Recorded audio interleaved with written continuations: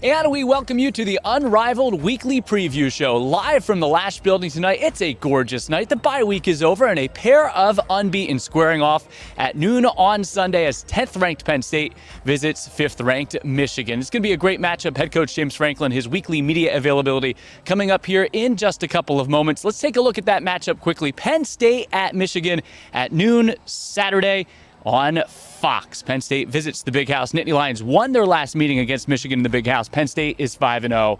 Michigan 6-0. Both teams unbeaten in the Big Ten. It's the 25th meeting in program history, but just the third time that the two teams are squaring off as ranked opponents. This game's going to come down to the trenches tonight. We're going to be joined here live on our program by offensive lineman Sal Wormley and defensive tackle Devon Ellis. We'll also chat with Penn State men's hockey forward Ryan Kerwin, coming off a terrific opening weekend. But that's our football matchup coming up on Saturday at the Big House. 10th-ranked Penn State and 5th-ranked Michigan. The Nittany Lions coming off the bye week. Penn State previously defeated Northwestern 17-7 in a sloppy day at Beaver Stadium. Penn State holding the Wildcats to 31 yards rushing on 28 carries. Right now, Penn State 5th in the FBS, allowing just 79.6 rush yards per game. And obviously, Michigan has that terrific running game. The Wolverines coming off a hard-fought battle, a 31-10 win at Indiana on Saturday. The game was tied 10-10 at halftime. Michigan then outscored the Hoosiers 21-0 in the second half of that game. Cade McNamara started week one for Michigan. Now sophomore J.J. McCarthy taking over as the starting quarterback. Head coach James Franklin will be at that microphone in just moments. He's walking there right now. And Michigan with that strong rushing attack led by running back Blake Corum. And on defense, a defense that's really stout again up front. So Penn State and Michigan on Saturday at noon from the Big House. The media has gathered tonight here on what is a gorgeous, gorgeous mid-October night at the Lasch Football Building. Penn State's football practice just wrapped up, and head coach James Franklin making his way to that microphone right now to address the media here on this Wednesday, a couple of days before Penn State visits Michigan. Let's hear from Coach now.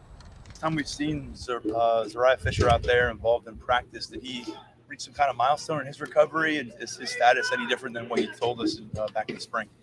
Yes, he's reached the next threshold, but nothing's changed to this point. James, you mentioned him yesterday, Blake Corum. What's unique about the challenge of trying to stop him as compared to maybe other backs you face? Yeah, he's just a super mature and super productive back. He knows how to run and get positive yardage. There's very few negative yardage plays with him. Even though he's a small back, he always seems to fall forward. He is strong and powerful. I remember all the way back to high school, like he was the guy that get up every morning at 4 a.m. to go lift and train. Went to school in Baltimore, lived in Northern Virginia. Just a really committed young man, and obviously has had a damn good college career so far. But he's just super productive. And I think he understands how to play the position. So, and he does a lot of things. He does a lot of things well. But I think in general, you respect the production, And then if he gets an opportunity, he has the ability to take it the distance too. James, how much did Nick and Kate's run kind of change the margin of error for the rest of the running game, like the line, the play calling, everything like that?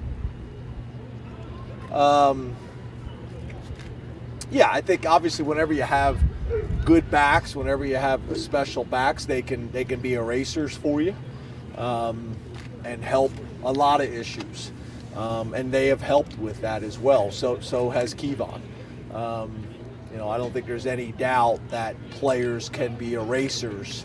Whether it's a quarterback being able to extend a play, whether it's a running back being able to make somebody miss, whether it's the unblocked defender at the second level, that there's always going to be one of those guys, or it's somebody that, makes a good play up front and defeats a block and comes clean.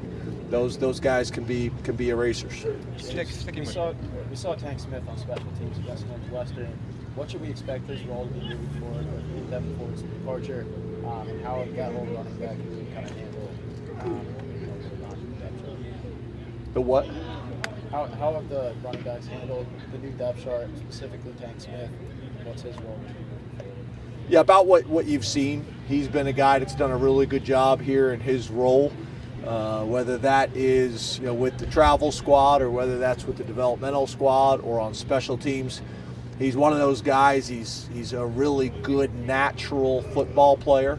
The game makes sense to him. He's one of the more productive guys whenever we do scrimmages or drills, whether it's a tackling drill with the defense.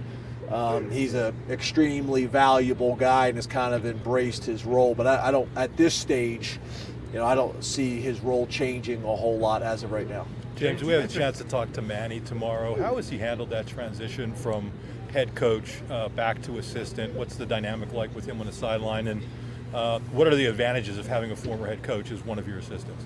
He's been really good. I think the biggest thing, is he's got a presence when he addresses the defense. But a lot of things that we do, we're very intentional about teaching football. So a lot of people, you'll have a team meeting and then you break up and the defense presents to the defense and the offense presents to the offense and special teams presents to special teams. And we do that as well. But I also think there is an aspect of teaching football. I think it's good for our offensive players to hear what the defense is trying to do and trying to stop. And same thing for our defensive players from our offense. So Manny, not only does he have real good presence of getting up and he communicates really well to our defense, but I think it's been really good for our offense to hear some of the things as well.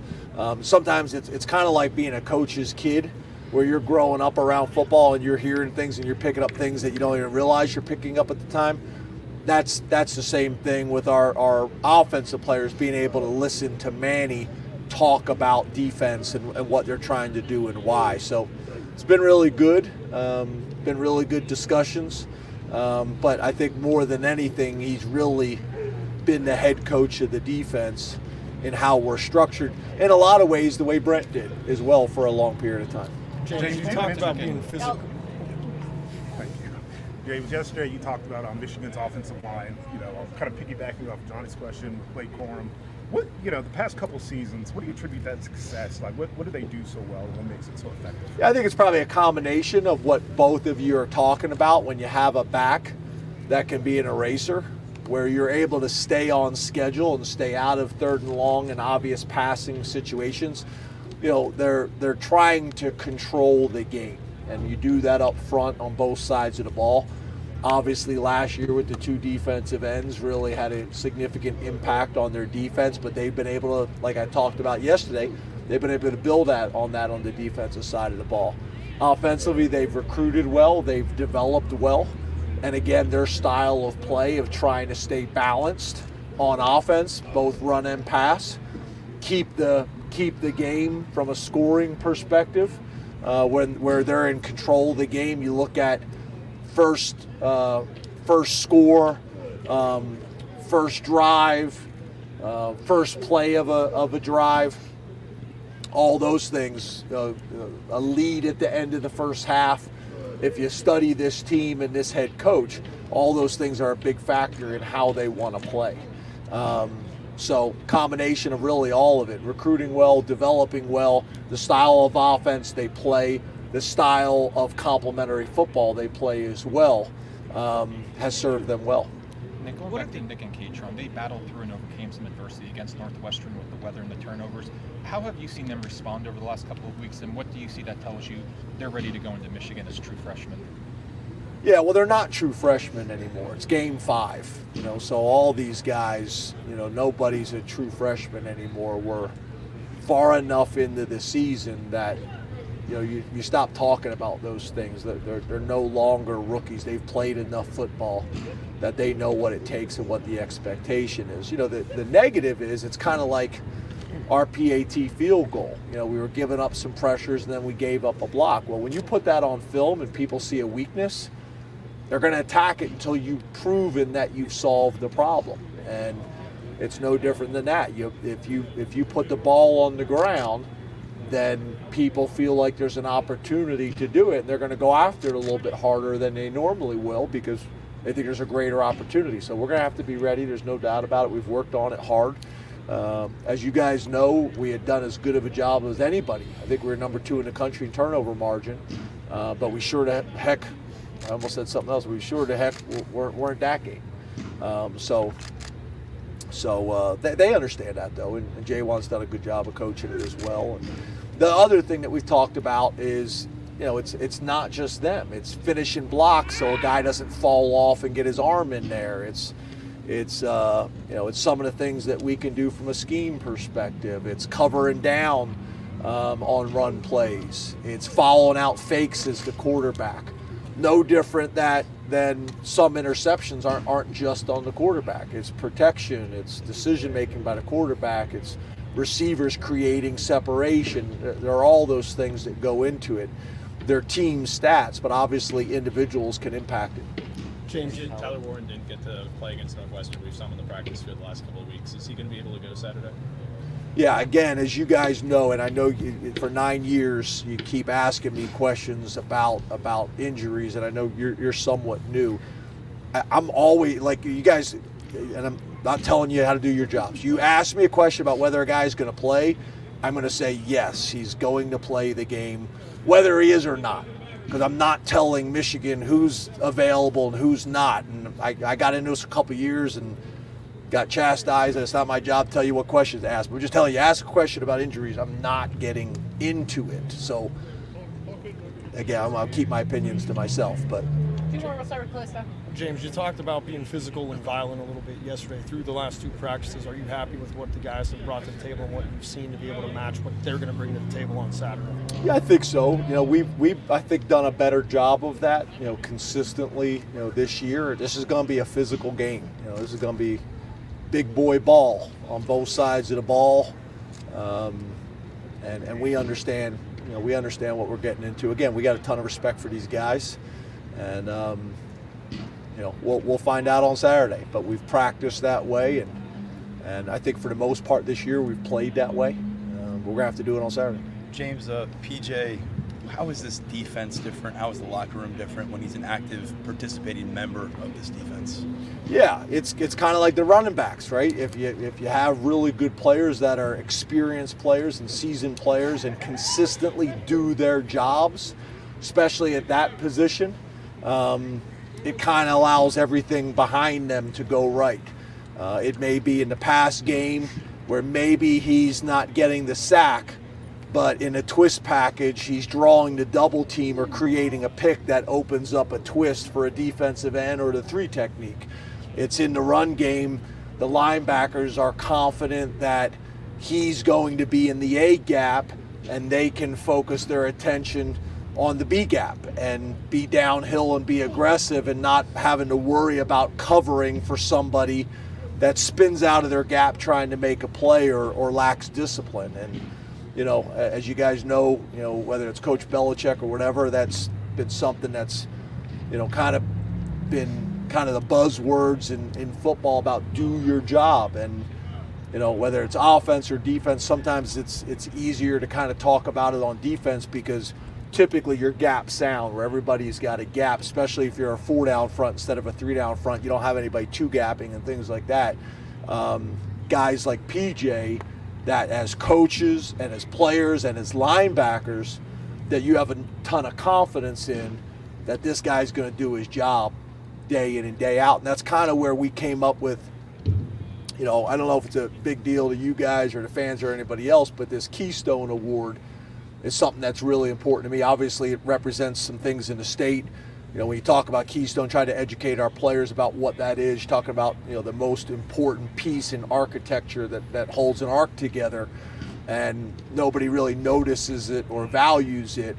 And that's kind of, you know, a guy like PJ. He may not show up dramatically on the stat sheet, but as a football program, as coaches and players, And I think, when you talk to NFL people and truly study the game and understand how highly he's playing and doing his job, there's a ton of value in it. And those Keystone Awards that we give out each week on offense, defense, and special teams are for those types of guys that may not show up in the stat sheet, but we're not the defense or the offense or the team in general that we need to be without those guys. Thank you, Coach. Thank you. Thank you. Head coach James Franklin at the podium on this Wednesday here from the Lasch Building. Brian Tripp along with Sal Wormley, offensive guard. We just heard him talk about PJ Mustipher. That was the last question. Coach gave a long answer about PJ because of how valuable he is to this team. You go against PJ every day in practice. How would you describe that challenge? PJ, when you know you're going against PJ, you got to give nothing but 100% effort. Because if not, it's going to look bad on you because you know he's going 100%. And he like to run his mouth in practice no matter what. So against that guy, I just know I always got to be on my toes. I can't let him get on. I can't let him get one on me. I just can't do it. Who's the offensive lineman that chirps right back at PJ? Me. Me. Juice. He talks, but he not that much of a talker. But me, it's like once they say one thing towards me, it's on for the rest of practice. Like, I don't really start it, but I will finish it. Sal, the other thing Coach said when he was wrapping up his media availability there is that Saturday's going to be big boy football. That sounds like your kind of game. How would you describe big boy football? Just physical and violent. Running the ball, moving the downs, just make sure we get to the second level. Just very physical football, no matter if it's run or pass. What have you done during the bye week to make sure that you're ready to go for a physical game? What promises to be a physical game on Saturday? This bye week, I watched more film, way more film, and I did a lot more recovery. Make sure my body is getting better. So since we had the free bye week, make sure I'm getting my body, my legs recovered, lower back, and everything. How important is that recovery for you as you get back on the field this year? Because obviously you didn't have that opportunity last year. It's extremely important to me. I want to make sure I feel 100% every single game, no matter how hard practice was. Coach also said the team has done a really good job at playing big boy football this year. Where do you feel like your offensive line is at, and where have you really been able to develop as the course of the season's gone on? I feel like we're close to taking that next step to the next level. Of course, we still got things to work on. We can all be better in all phases, but I feel like this group of O-linemen is really taking that next step to the next level. Why? The physicality, the communication. When somebody is slacking, we're not just, okay, he'll get it next time. We're on him, making sure he's doing it right. We all make sure we all got the right calls. Juice the center. I get on Juice when he don't make something right. He get on me when I'm not listening to him. So it's just the accountability to it all. Well, you're one of my favorite guests we have here because you're a journalism major. This is what you want to do. You're a natural with the microphone. What would your dream job be? Dream job? Outside of playing football. Really, I just want to sit back, do a podcast, and just chat about football. With my boys, football players, or just with knowledgeable people. Just sit back, have fun, and talk about football. Who would be the best podcast guest to have? Which one of your teammates? Current or past? I don't care who you pick. You can pick current or past. Past, it got to be Aeneas Hawkins. Mm-hmm. Got to be. He's a natural in front of the camera himself. Yeah, that man's made to be on TV. And here, it will either be PJ or Devon Ellis, Are you setting me up for my next guest here tonight? I might be, a little bit. When you look at what you've been able to accomplish so far at Penn State, how would you describe the journey that you've had, and now how rewarding is it to have the success that you've had so far this season out there on the field? Yeah, so I came into Penn State. I didn't come as a highly touted individual, somebody that was expected to play at Penn State. I came in overweight, not really locked in. So over the years, just me grinding every day, getting better. Of course, the injury hurt. But that just gave me more time to prep and get better for this season right now. So I'm extremely grateful for my opportunity that I'm able to be here. Well, I think Penn State's extremely grateful to have someone like you here. And one thing I looked to when I was going through your bio, preparing for this, you wrestled a little bit? Yeah, it's funny though, because you're at a wrestling school. You know that, right? Yeah. I wrestled my sophomore year, but I never actually wrestled in a match because I was overweight the whole time. So I really was just doing wrestling just to condition, get ready for football. But I did wrestle in middle school too, 2-time state champion. That's pretty impressive. Yeah. Did Coach Cale Sanderson's come looking for you yet? Not at all. Not at all. All right, we'll wrap it up on this. Obviously, big matchup coming up with Michigan. What are some of the things that you're emphasizing? We know it's going to be a physical game along that offensive line to try to establish that running game, establish that physicality, protect Sean in the pocket. What are the things that you're emphasizing going into the game? The no talent things. Just little things that we can control. Communication, making sure we know the IDs, making sure I know what footwork to take, making sure I know what to do if they move last second. Just making sure I'm taking care of the no-talent things, and my technique will take me the rest of the way. Sal, we'll let you get out of here. Thanks so much. Thank you. You're a natural with a microphone. Journalism major. He's coming for my job. Sal Wormley, get on out of here. Thank you for having me. Let's take a look at that matchup one more time. Penn State, ranked 10th in the country, taking on 5th-ranked Michigan. That is coming up on Saturday at the Big House at 12 noon, and this game will be decided in the trenches. That's what Coach just said right there. Let's take a look at some of our key players for the matchup this week before Devon Ellis hops on set here with us. And for Penn State, we start at quarterback. Sean Clifford with 13 total touchdowns this season, 9 passing, 4 rushing. Clifford, 62% completion percentage, over 1,000 yards in 5 games. He now ranks second all-time in Penn State history in passing yards and touchdowns behind Trace McSorley. Clifford having a terrific senior season. Brenton Strange has had a big year catching passes, really distributing the ball around. Mitchell Tinsley there on a touchdown catch on a nice day against Central Michigan. But as we just talked to Sal, look at this offensive line. The job they've done so far for Katron Allen, Nicholas Singleton, and Kevon Lee. In fact, Singleton and Allen averaging 153 yards per game. Penn State has rushed for 220 yards or more in 3 games this season. By the way, opponents with just 7 sacks as well. Big test coming up, though, against Michigan on Saturday at the Big House. Michigan, very stout defensive front, a lot like Auburn had earlier this season. Penn State's defensive front's pretty good as well, anchored by a guy like P.J. Mustafa, a team captain for the 2nd straight season, 17 tackles on the year. Penn State held Northwestern to 31 yards rushing on just 28 carries in that last game, that sloppy game. Heading into the bye week, the Penn State defense has held 4 of 5 opponents under 100 yards rushing this year, but it's going to be a tough task against Michigan as we take a look at the key players for the Wolverines. Their outstanding junior tailback, Blake Corum, at least 124 yards rushing in 3 straight games in the Big Ten. He's second in the conference with 735 rushing yards behind a very good offensive line. And then on defense, their front 7 is stout with sophomore linebacker Junior Colson pacing the team in tackles, and Mike Morris has replaced, hard to do, but has replaced Aiden Hutchinson on the edge. So we said this game's going to be decided in the trenches, most likely. Back here on our set, we're joined by one of those guys who will be out there playing big boy football, which is Coach Franklin just talking about, Devon Ellis, Penn State defensive tackle. Coach said, we just had Sal up here, he said it's going to be a big boy type of football game. These are the matchups that you really look forward to the most, aren't it? Isn't it? Oh, yeah, for sure. You know, that's great competition, you know, a great way to test your mettle, you know. It's one of those games. So. You know, the other thing that Sal said before we let him escape the set, he said that if he was doing a podcast, because he's a journalism major, the guest that he would have lined up most on this team was you. Why do you think Sal wants to have you on his podcast? Well, I take every opportunity, you know, in the spotlight, you know, so.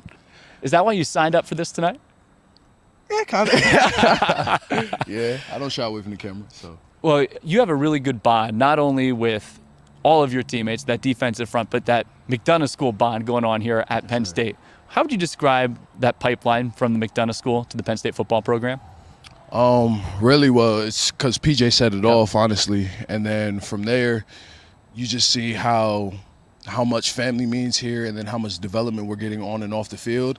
And it was an easy sell for the younger guys, you know, especially coming from high school with Curtis and Denai.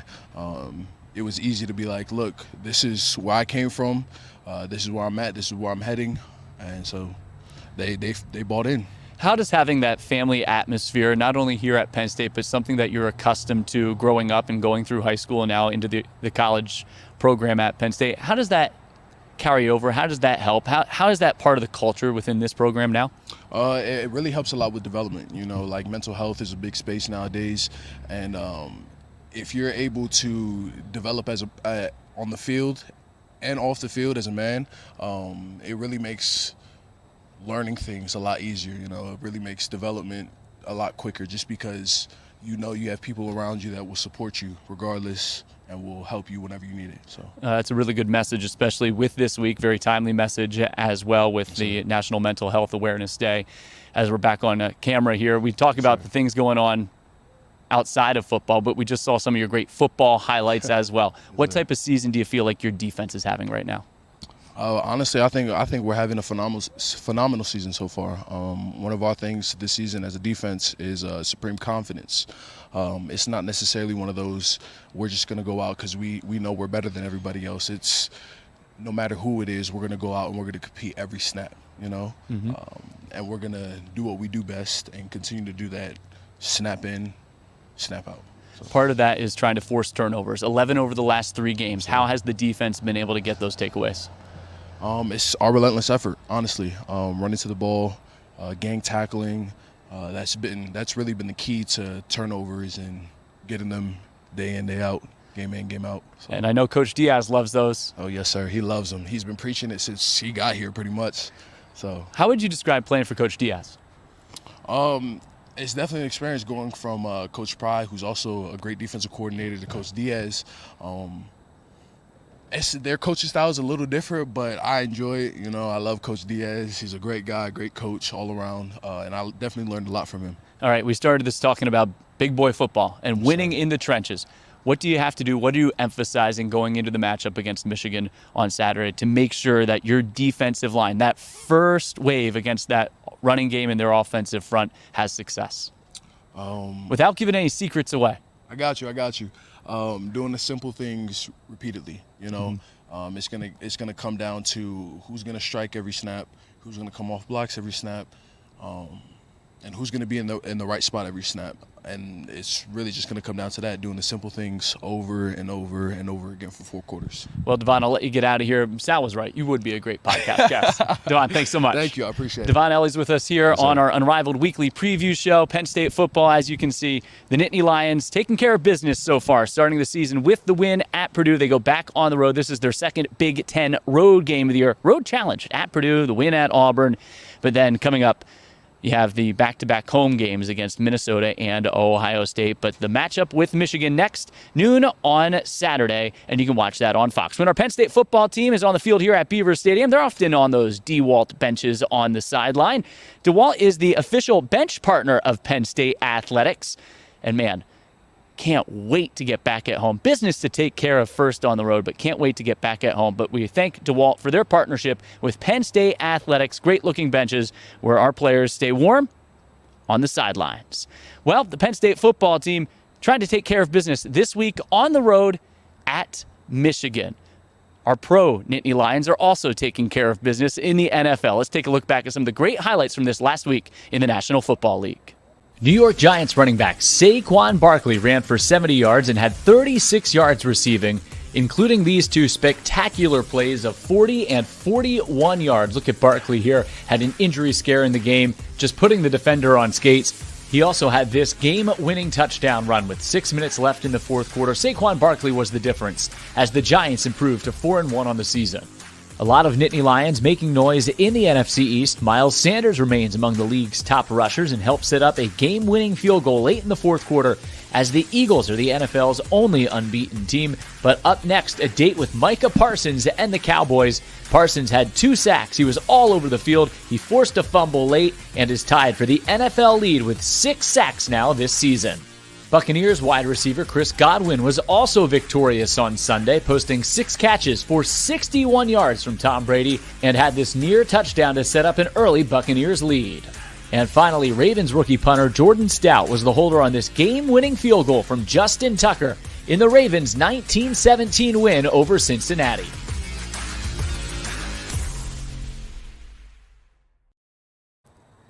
And we have Zach Gershman with us now on our set as the Penn State football program. Obviously, we just heard a great message from Devon Ellis there. So involved, not only on the field, having a great season this year, unbeaten. You have that top 10 matchup with Michigan coming up on Saturday. But Zach, I've seen some special guests out here at practice all season long.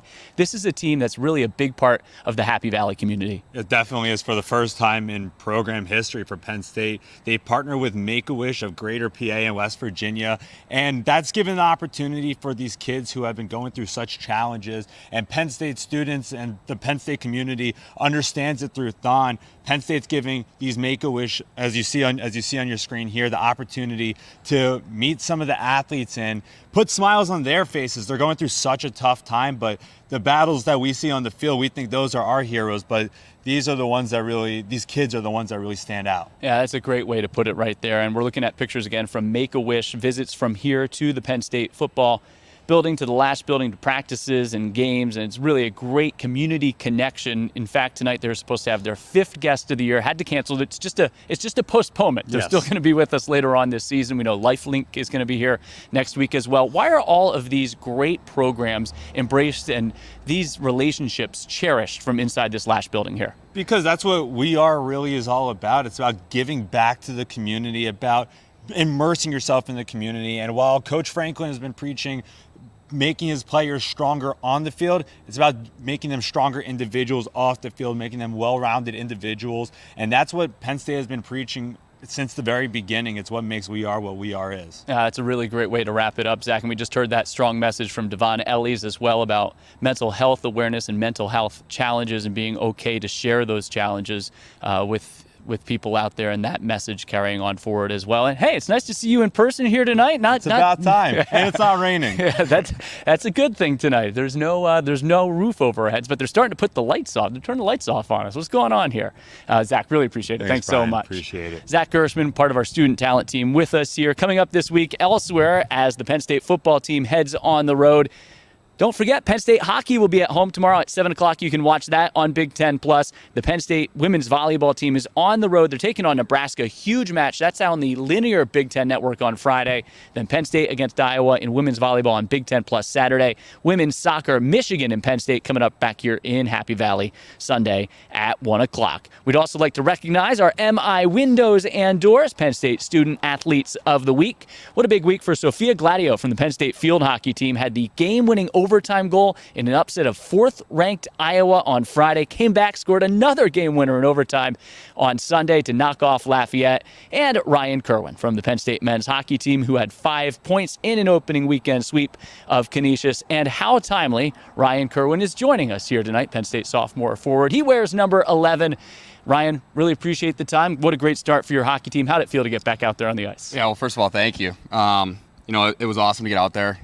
Crowd was awesome. So, I mean, it's always awesome to get back in Pagula, especially the first weekend of the year. Well, I know we're going to show some live shots from Pagula Ice Arena here. How would you describe playing in that building? What's it like to play in front of the Roar Zone and that Penn State faithful? It's for sure the best in college hockey. There's really nothing like it. You can't even describe going out there playing in front of the Roar Zone, playing in Pagula. So I think it's just awesome. And we're taking a live look at Pagula right now. This was you, how many years ago? 15, 20 years ago? Yeah.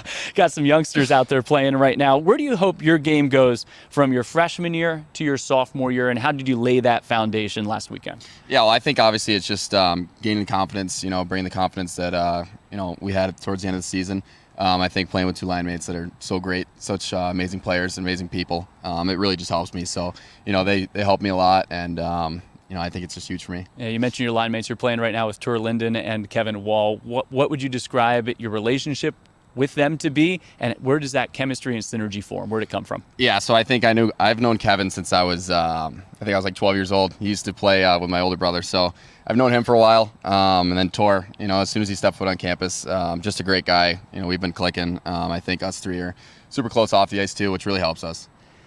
So the Penn State hockey team at home tomorrow, 7 o'clock against Mercyhurst. It's a home-and-home series. We'll travel to Erie to take on Mercyhurst on Friday at 7. What are the things you look to build on now? You had a strong opening weekend against Canisius, scoring 12 goals. Where do you hope to build on that now, taking on Mercyhurst tomorrow? Yeah, so I think the goal scoring is obviously huge for us. Shoot the puck, play Penn State hockey, but I think we got to stay out of the box a little bit. Get back to our game. It'll allow us to, play more 5-on-5 time and hopefully dominate that series. What's the approach when you have a home game on a Thursday and then a road game on a Friday? Get as much sleep as possible then Thursday night before you hop on the bus? Yeah, I think honestly we got to take it with the same approach as we would a Friday, Saturday at home. I think we're leaving the day of the game, which is new for us. We did it one time in Army last year, so I think it's all on us just to make sure we're prepared and ready to go. That went pretty well at Army last year. Yeah, yeah, it did. Well, you obviously had a terrific individual weekend as well, scoring 5 points. You were the Big Ten third star of the week. Where do you feel like your individual, we talked about the strides you made from freshman to sophomore year. Where do you feel like your individual game is at right now, and where do you hope to improve as the year goes on and continue to grow? Yeah, I obviously think that this weekend was pretty good for me. Good confidence to start the year, obviously. It's always good to get a couple goals out of the first weekend. But I think the biggest thing for us is just winning as a team. So I think, if we're playing well in the top line, top 6 players, I think, that's a good start. And I think we all just got to, just play well and We have high expectations for this season, so yeah, it'll help us. I've heard Coach Godowski talk about, this is the last one, by the way. I've heard Coach Godowski talk about the great shot that you have. But all of your goals came from getting to the dirty area, right in front of the net. How important is that to the success of your hockey team? It's huge. We talk about that all the time. That it doesn't matter how pretty it is. Goal's a goal. So I think that's huge for us. I'm playing with two super skilled players, so let them do their thing, and I'll just go to the net. Sounds like when I look in the mirror in the morning. Doesn't matter how pretty it is. Just get out there and do your job. Ryan, really appreciate it. Good luck this week against the Lakers. Thank you. Appreciate it. Ryan Kerwin from the Penn State hockey team joining us here on the Unrivaled Weekly Preview Show. Our football game coming up on Saturday at noon. It's 10th-ranked Penn State and 5th-ranked Michigan coming up from the Big House. The Penn State football team on the road this week. If you're going to the game, hey, please practice Happy Valley hospitality. Show that Penn State's pride. Be respectful, be great fans, be responsible. That applies home and away, both home and away here in Happy Valley. If you're going to the game, if you're not going to the game, don't worry, you can still get all of the post-game coverage. We'll have the Unrivaled post-game show coming up immediately following the game from Ann Arbor. I'll talk with head coach James Franklin and a couple of student athletes live on our set, get immediate reaction after the game. Penn State and Michigan coming up Saturday at noon. We're about a week and a half as well until the whiteout. And fans, make sure you have the new Nittany Lions app downloaded for Lions Lice, a light show. And as we leave you tonight, we appreciate you tuning in, but as we leave you tonight, here is a tutorial to make sure you have your app ready for Lions Lights, a light show coming to Beaver Stadium. Thanks for watching the Unrivaled Weekly Preview Show. Penn State fans, get ready for the whiteout and our new light show by using the new Penn State Nittany Lions app. First, open the app on your mobile device. Then, on the bottom of your screen or in the menu, select Lions Lights. At the bottom of your screen, accept and continue, and follow instructions so when you are inside Beaver Stadium, your phone is synced and ready to go. You will need to allow access to your microphone and camera so your light corresponds with music at the stadium on game day. Then, when prompted for our intro video, open the app and be a part of the greatest show in college sports.